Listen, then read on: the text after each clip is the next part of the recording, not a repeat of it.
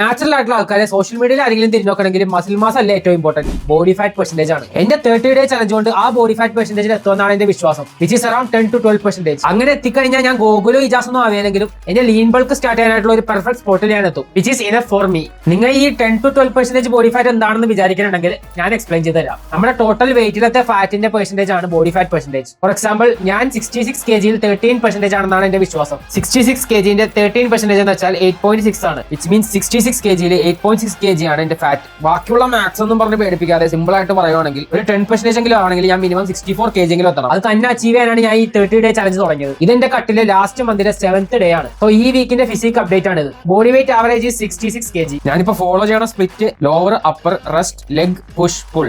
ഈ വീക്കിലത്തെ steps average 8K ആണ്. Cardio ആയിട്ട് ആഴ്ചയിൽ 2 വട്ടം ഇൻക്ലൈൻ ഇട്ട് നടക്കുന്നുണ്ട്. കാലറീസ് ഈ വീക്ക് ഞാൻ 2000 to 2100 ആണ് ഫോളോ ചെയ്തത്. നെക്സ്റ്റ് വീക്കിലത്തെ വെയിറ്റിന്റെ ആവറേജ് നോക്കിയിട്ട് വേണം കാർഡിയോ കൂട്ടണോ കാലറീസ് കുറക്കണോ എന്ന് തീരുമാനിക്കാം. നിങ്ങൾ എന്നെ പോലുള്ള ഒരു നാച്ചുറൽ ലിഫ്റ്റർ ആണെങ്കിൽ എന്റെ ഈ 30-day ചലഞ്ച് ഫുള്ള് കണ്ടു കഴിഞ്ഞാൽ 10 to 12% ബോഡി ഫാറ്റ് എത്താനുള്ള ഒരു കംപ്ലീറ്റ് ബ്ലൂ പ്രിന്റ് ആയിരിക്കും. So follow along and share it with your gym bros. ഇതാണ് എന്റെ വീക്കിലി ഫിസിക് അപ്ഡേറ്റ്. അപ്പോൾ ഓക്കെ, ബൈ.